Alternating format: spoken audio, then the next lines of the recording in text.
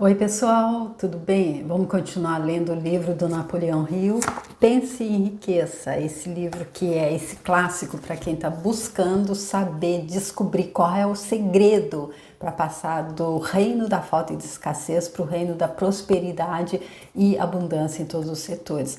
Quem nos indicou esse livro foi o Earl Nightingale, naquele livro dele, O Estranho Segredo. Eu fiz uma série com esse livro dele, O Estranho Segredo, antes dessa, e ele disse ali que há apenas 5% da população planetária que vive a vida plena, a vida de abundância, aquela vida que a Oprah Winfrey, que é uma das pessoas que com certeza fazem parte desse grupo de 5% dos mais ricos e mais abundantes em todos os setores da vida do planeta, ela diz que ela vive literalmente o sonho de Deus para ela, ou seja, ela tem prosperidade não só financeira, mas em todos os setores. Ela é realizada na vida dela e ela diz que é o sonho de Deus para ela. E Deus estaria sonhando só para ela? Não, Ele está sonhando para todo mundo. Deus é pai e mãe de todos. Então, Nightingale ele disse que é possível mudar desse grupo de 95% que vai do berço ao túmulo na falta e na escassez para esse grupo que descobriu o segredo e vive a vida plena, como a Oprah Winfrey. E aí nesse ele passa um plano para que a gente possa estar dando esse salto quântico, onde ele passa umas dicas ali para a gente fazer para conseguir isso. Eu deixo o vídeo aqui com a série O Estranho Segredo, se você quiser ver. Mas eu posso adiantar que ele diz que nesses 30 dias é legal a gente estar fazendo boas leituras. Ele indica alguns livros, entre eles esse do Napoleão Hill, Pense e Enriqueça. E é por isso que então eu resolvi fazer aqui, todos juntos aqui, especialmente se você não sabe ler, especialmente se você é deficiente visual, ou se você não tem muito tempo. É claro que não é como um audiolivro, que aí a pessoa lê ali do início ao fim. Eu já fiz audiolivro, sei como é. Nesse aqui eu me dou, eu sou um pouco petulante e fico aqui dando aqueles meus, trazendo a minha opinião. Mas eu leio do jeito que está escrito no livro e aí, se você não concordar com a minha opinião, não tem problema nenhum, é só você ouvir o que está escrito no livro e tirar a sua própria conclusão. Então, o Earl Nightingale ele fala então, sugere que a gente leia o livro Pense e Enriqueça, esse aqui, do Napoleão Hill. E aí o Napoleão Hill, ele trabalhou durante 25 anos estudando as mentes dos homens, e homem é Homo sapiens, não é o ser humano, não é o homem, não é o homem sexo masculino, é homem e mulher. Então, ele estudou essas pessoas bem-sucedidas durante 25 anos e ele diz que ele descobriu o segredo delas e ele trouxe nesse livro. Porém, ele diz que ele só traz a metade do segredo. Ai, que chato, né? Não, mas ele diz que a outra metade é a nossa determinação em descobrir a metade que ele traz. Se a gente estiver realmente determinado e a gente fizer a nossa parte, fizer o que se requer, porque ele diz que nada cai do céu assim de graça. Então, que a gente tem que fazer a nossa parte. Tem que fazer a nossa parte, aí tem que. E aí ele disse também que se a gente estiver muito preso em crenças limitantes, em paradigmas, a gente pode ler o livro todo e não encontrar o segredo, a parte que ele está passando. E que há pessoas que vão encontrar logo no início, outras que vão encontrar lá pelo meio, outras que vão encontrar no final. Enfim, ele disse que até para isso ele aconselha que a gente vai conseguir encontrar esse segredo depois de ter lido o livro 3 vezes. Então, fica aí, se você depois que vir esse vídeo, quiser voltar e ver mais 2 vezes, se quiser procurar um audiolivro, com certeza tem na internet, ou se não, se quiser comprar o livro e ler, então mais 2 vezes, fica a critério, né, de cada um. E aqui ele divide o livro dele por passos e nós estamos aqui no 6º passo, que é em direção à riqueza, planejamento organizado. E ele estava falando aqui de liderança. Ele começa então aqui, ele trouxe ali no último vídeo os 11 segredos da liderança. Foi assim que terminou o último vídeo. E ele disse também que há duas formas de liderança, que a primeira e a mais eficiente é a liderança com consentimento e simpatia dos seguidores, e a outra é a liderança pela força, sem o consentimento e a simpatia dos seguidores. E aí ele fala de líderes como Napoleão, Mussolini, Hitler, que são ditadores, que com certeza a pessoa segue um líder desse por um tempo, mas depois eu acredito que não dura muito tempo, né? E aí então vamos ver como é que ele vai continuar aqui falando sobre liderança, e aqui o subtítulo é Por que os líderes falham? Chegamos agora aos erros principais dos líderes que falham. É tão essencial saber o que não se deve fazer quanto saber o que se deve fazer. Primeiro, inabilidade em organizar pormenores. Liderança eficiente exige habilidades de organizar e dominar os pormenores. Nenhum líder verdadeiro pode estar ocupado demais para fazer algo que se lhe peça, na capacidade dele de líder. Quando um homem, seja líder ou seguidor, admite que está ocupado demais para mudar os planos ou dar atenção a qualquer emergência, admite a ineficiência dele. O líder de sucesso deve dominar todos os detalhes relativos à posição dele. Isso significa, é claro, que deve adquirir o hábito de relegar detalhes a auxiliares capazes. Aqui ele vindo ali com aquele item que ele já falou ali em alguns capítulos anteriores, em alguns passos anteriores, que é necessário estar relegando, que é necessário estar contando com a ajuda de outras pessoas, se a gente quiser ter sucesso e alcançar riqueza. E aqui ele dizendo, se a gente quiser liderar também, porque, poxa, se a gente está liderando um grupo e a gente não delegar poder, a gente não hierarquizar, a gente está ali em cima, porém não dá para fazer tudo sozinho, há que se delegar, é isso que ele está dizendo aqui. Segundo, má vontade em fazer serviços humildes. Líderes verdadeiramente grandes estão dispostos, se a ocasião o exige, a fazer qualquer tipo de trabalho que pediriam a outros para executar. Os maiores dentre vós serão os servos de todos. É a verdade que todos os líderes capazes observam e respeitam. Olha aí, os maiores dentre vós serão os servos de todos. Ou seja, se o líder tem aquela coisa que ele não faz de jeito nenhum, ele vê que está ali para fazer, ele chama um subordinado para fazer e ele não faz, porque é um serviço menor, que ele não pode descer do pedestal dele, aí ele está dizendo que não dá muito certo, né? Terceiro, expectativa de pagamento pelo que sabem, em vez de o que fazem com o que sabem. O mundo não paga os homens pelo que sabem, paga-os pelo que fazem ou induzem outros a fazer.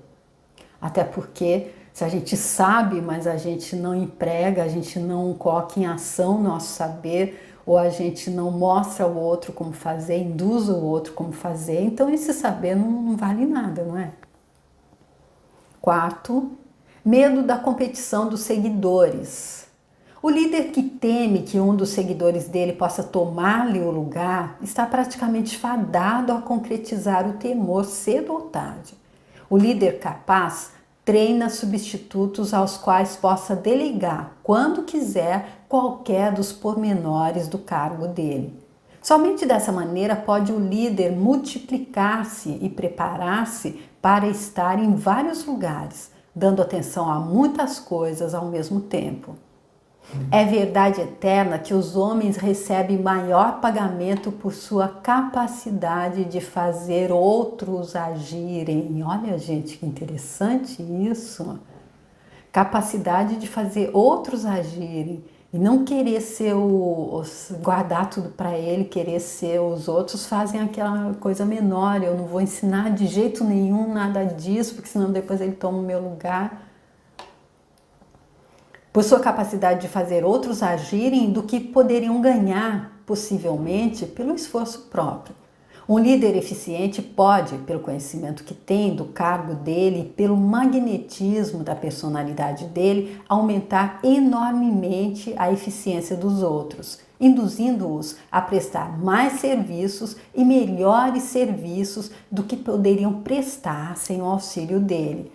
E aqui eu acredito que entra de novo aquilo que ele falou anteriormente com um exemplo. Se o líder, na hora que precisa arregaçar a manga e fazer qualquer serviço ali que não é dele, mas que precisa ser feito, e aí ele faz e os seguidores vêm, eles vão ter muito mais boa vontade de estar fazendo a parte deles também melhor e melhor, creio.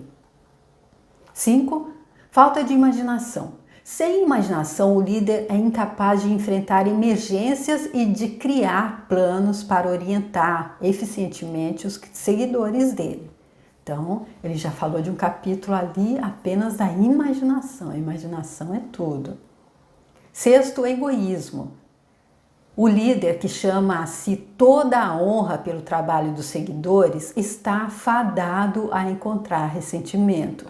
O líder realmente grande dispensa as honras, contenta-se em vê-las, se existirem, dadas aos seguidores, porque sabe que a maioria trabalhará com mais afinco por elogios e reconhecimento do que apenas por dinheiro. Ou seja, aquele que foi o outro que fez, foi o seguidor que fez, mas ele puxa para ele, é ele que recebe as honras, esse também está fadado a perder os seguidores, isso que ele está dizendo, né? 7. Intemperança. Os seguidores não respeitam o líder intemperado. Além disso, a intemperança, em qualquer de suas variadas formas, destrói a resistência e a vitalidade dos que a ela cedem. Ou seja, aquela coisa de se ter o equilíbrio, né? De se estar ali, se numa hora tá bem, outra hora tá gritando, outra hora tá ali pedindo desculpa, é uma coisa que eu acredito, acho que é isso que ele tá falando, né? De intemperança. E ele diz que essa intemperança ela vai destruir a resistência e a vitalidade da própria pessoa que está sendo intemperante, que não tá sendo destemperada. 8. Deslealdade. Isso talvez devesse constar no começo da lista. O líder que não é leal aos que nele confiam, aos associados dele, aos superiores e inferiores, não pode manter a liderança por muito tempo. A deslealdade marca a pessoa como valendo menos que o pó da terra e atrai para ela o desprezo que merece. A falta de lealdade é uma das principais causas de fracasso em todas as facetas da vida. Nossa, isso aqui, realmente ele falou ali em um dos capítulos anteriores que a pessoa, quando está procurando alguém, a lealdade é um dos pontos que são mais primordiais até do que o conhecimento. Se a pessoa não tem muito conhecimento, mas ela prova que ela é leal, que ela é honesta, aí ela até o conhecimento ela pode adquirir, mas lealdade e honestidade é uma coisa que vem de dentro, é uma coisa que ela tem que construir dentro dela. E muitas vezes quando a pessoa é desleal, é desonesta, é porque ela tá dormindo ainda, a consciência dela está dormindo, ela nem entende que é preciso esse valor, ele é primordial para estarmos crescendo, para estarmos evoluindo como seres divinos que somos, fazendo uma experiência humana.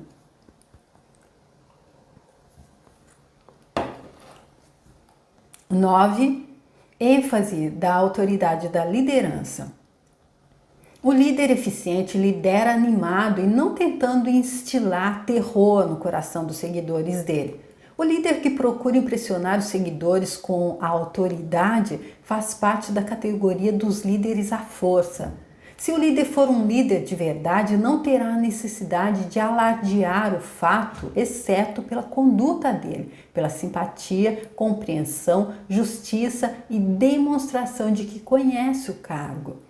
Ou seja, se o líder é líder de verdade, ele não precisa se esforçar. As atitudes dele mostram para a pessoa, para os seguidores, que ele é um líder de verdade. 10.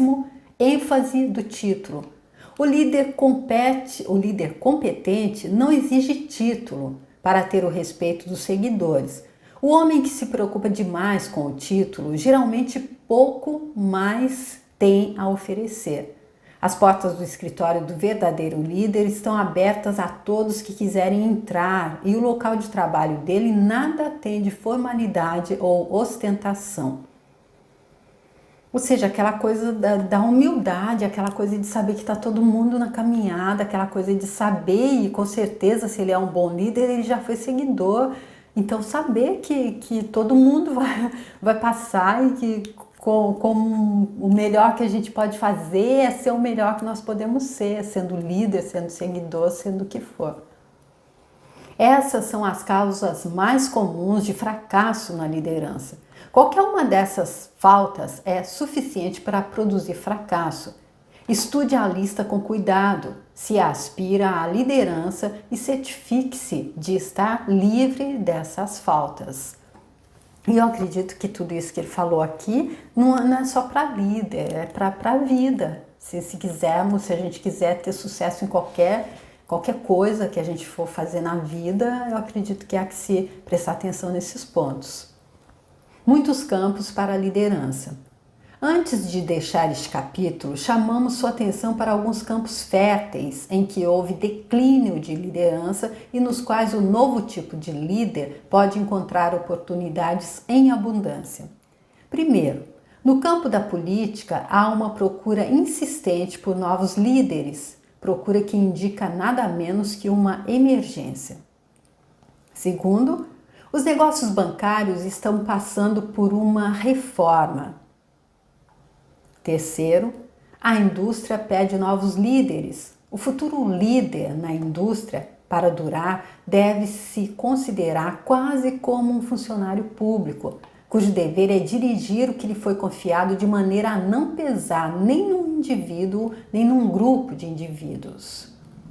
O líder religioso do futuro será obrigado a dar mais atenção às necessidades temporais dos seguidores, à solução dos problemas econômicos e pessoais presentes e menos atenção ao passado morto e ao futuro ainda por nascer.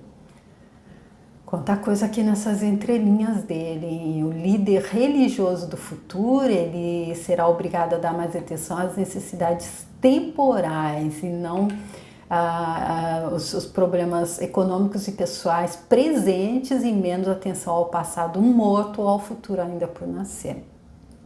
Quinto, nas profissões jurídicas, médicas e educacionais, um novo tipo de liderança e, até certo ponto, novos líderes se tornarão necessários. Isso é especialmente verdade no campo da educação. O líder nesse campo deverá, no futuro, encontrar meios e modos de ensinar as pessoas a aplicar o conhecimento recebido na escola. Deverá lidar mais com a prática e menos com a teoria. Aquela coisa que a gente já ouviu muito falar, que muitas vezes a gente passa tanto tempo na escola e a gente não aprende a prática da vida, aquilo realmente que deveria...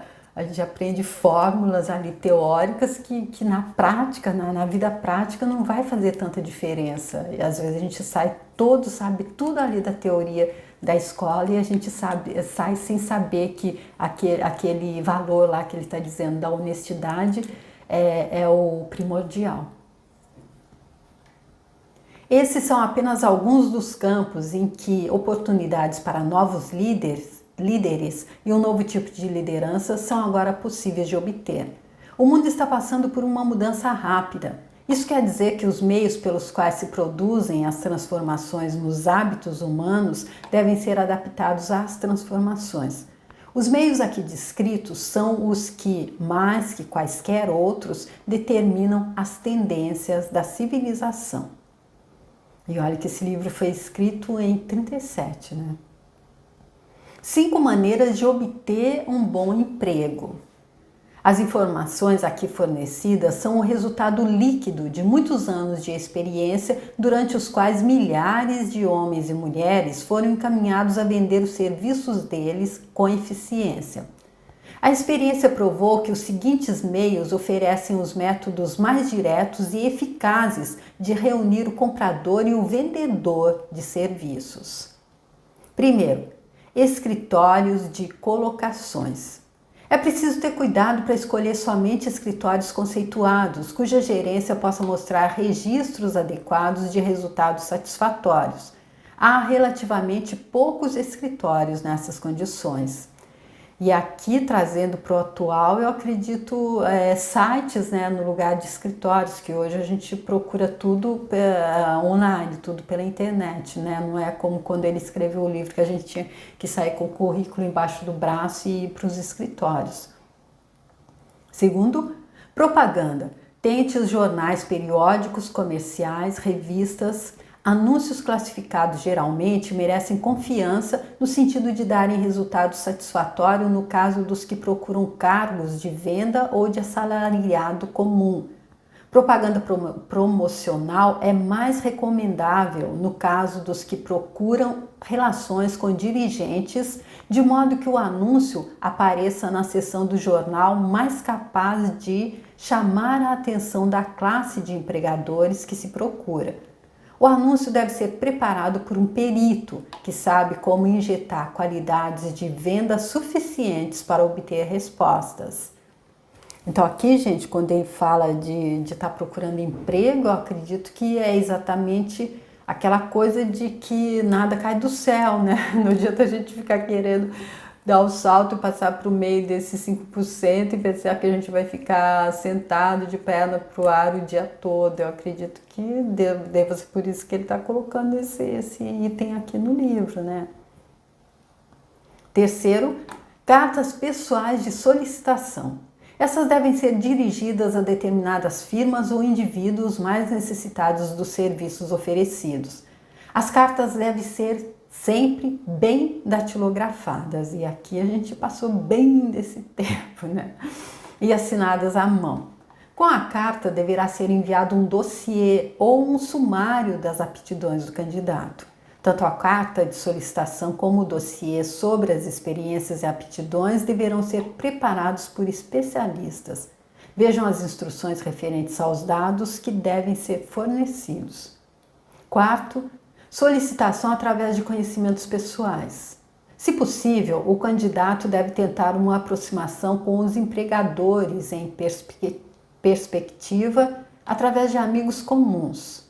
Esse método é especialmente vantajoso no caso dos que procuram ligações com dirigentes e não querem dar a impressão de se estar mascateando. Então, não entendi isso aqui não. Quinto, solicitação pessoal. Em alguns casos, pode ter mais efeito o candidato oferecer os serviços pessoalmente aos empregadores em perspectiva. Nesses casos, deve ser apresentada por escrito uma lista dos requisitos para o cargo, uma vez que futuros empregadores desejam, muitas vezes, discutir as fichas apresentadas com os sócios. Então, ele passa aqui, então, essas 5 sugestões, esses 5 conselhos para quem está buscando um emprego.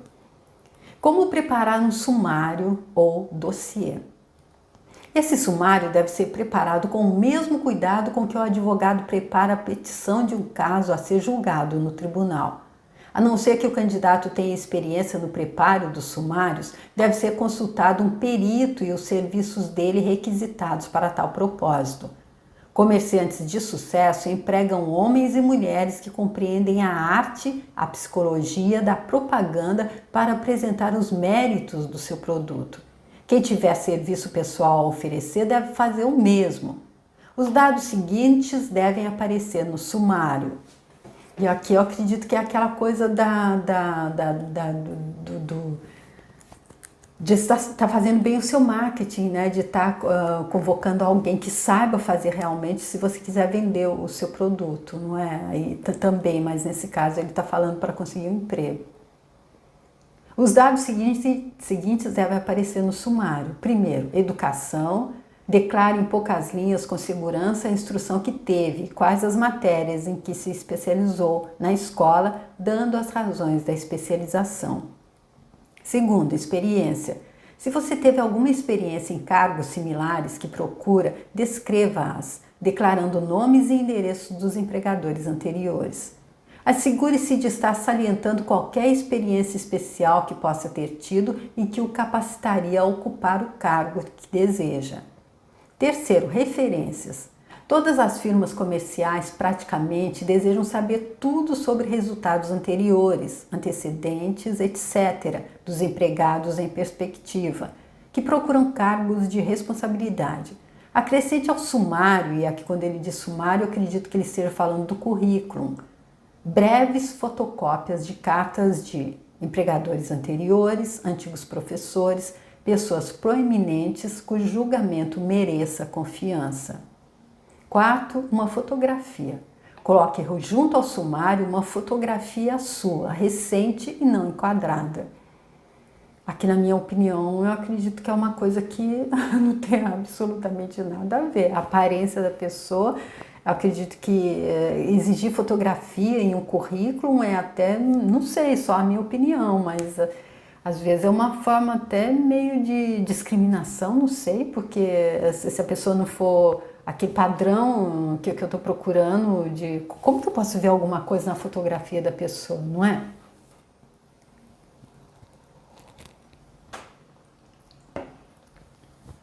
Quinto, candidate-se a um cargo específico. Evite solicitar um cargo sem descrever exatamente o cargo determinado que deseja. Nunca solicite apenas um cargo, isso indica falta de aptidões especializadas. Sexto, declare suas aptidões para o cargo. Dê todos os pormenores quanto à razão que acredita capacitá-lo para o cargo que procura. Esse é o pormenor mais importante da sua solicitação. Determinam mais do que qualquer outra coisa a consideração que irá receber. Ou seja, ser claro porque é que você está procurando, porque é que a gente está procurando aquele cargo. Ele está dizendo que isso é mais do que qualquer outra coisa, determina a consideração que a gente vai receber da pessoa, então para que a gente está enviando isso do nosso futuro empregador, né? Sétimo, ofereça-se para um período de prova. Isso pode parecer uma sugestão radical, mas a experiência demonstrou que raramente falha para conquistar ao menos uma tentativa.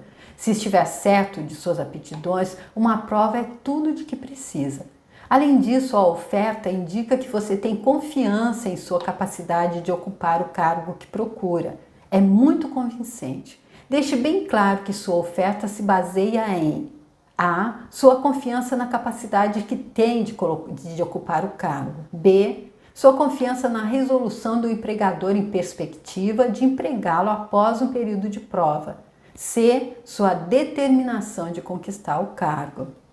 Ou seja, se a gente se propõe a fazer um período ali de prova, a gente tá dando a ele essas três provas, que a gente tem confiança na nossa capacidade, confiança de que ele vai nos pegar se a gente mostrar do que a gente é capaz e mostrar também que a gente está determinado a conquistar esse cargo, né? E aqui, vamos ver o oitavo. Conhecimento dos negócios do seu empregador em perspectiva. Antes de candidatar-se ao emprego, pesquise bastante a respeito do tipo de negócios para familiarizar-se com eles e indicar no sumário ou no currículo o conhecimento adquirido nesse campo. Isso impressionará bem, pois mostrará que você tem imaginação e interesse real no cargo que deseja. Lembre-se de que não é o advogado que melhor conhece as leis, mas o que melhor prepara o caso que vence. Se seu caso for bem preparado e apresentado, a vitória será mais do que metade ganha logo no início. Não tenha medo de se estender demais no dossiê. Os empregadores têm o mesmo interesse em adquirir os serviços de candidatos capazes do que você de conseguir um emprego. Na verdade, o sucesso de muitos empregadores de êxito é grandemente devido à habilidade deles em escolher representantes capazes. Eles querem todos os dados possíveis. Lembre-se mais uma coisa: Capricho no preparo do dossiê mostrará ser você uma pessoa esmerada. Tive a oportunidade de ajudar no preparo de dossiês de clientes que eram tão notáveis e fora do comum que resultaram no emprego do candidato sem entrevista pessoal. Olha só, então ele mostrando aqui a importância desse dossiê, desse currículo, dessa apresentação que a gente envia através desses documentos. Ao completar o dossiê, mande encaderná-lo com capricho e escreva à mão ou à máquina o seguinte: Dossiê das aptidões de Robert K. Smith, candidato ao cargo de secretário particular do presidente da Blank Company INC. Mude os nomes cada vez que mostrar o dossiê. Esse toque pessoal chama a atenção com toda certeza. Mande datilografar ou imprimir o dossiê no papel mais fino que puder obter, encadernado em papel pesado, próprio para isso, mudando a capa e o nome da firma a ser inserido, se for mostrá-lo a mais de uma companhia.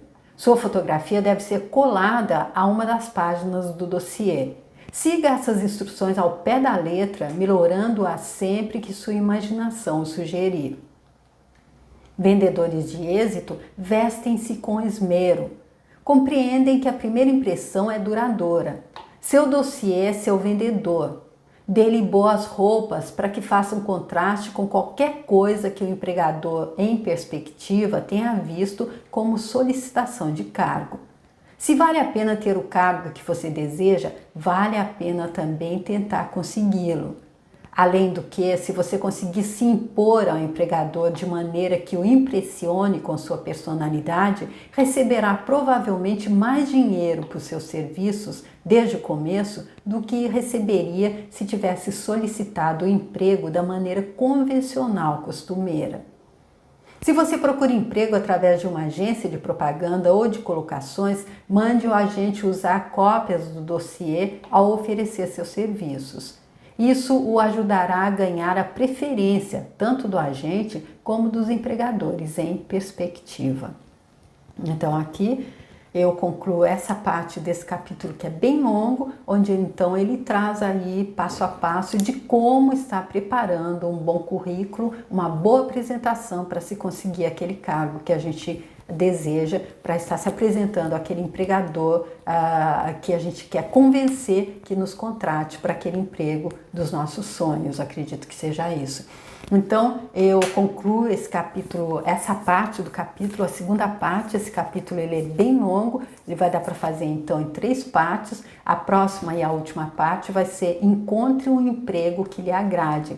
Esse é o 6º passo, como ele divide aqui os capítulos no livro dele, pelo menos nessa versão que eu estou lendo, a tradução em português, é tudo passo, não é capítulo. Então esse é o passo número 6 do Em Direção à Riqueza, que é o planejamento organizado. Ele está então nos ensinando como a gente se prepara, como a gente se organiza para poder então estar acessando essa vida plena, essa vida que passa pela abundância, pela prosperidade financeira, tá bom? Então eu agradeço muito vocês por terem vindo comigo até aqui e espero contar com vocês para que nós possamos concluir esse passo número 6 no 3º vídeo. Então, muito obrigada e até o próximo vídeo. Obrigada!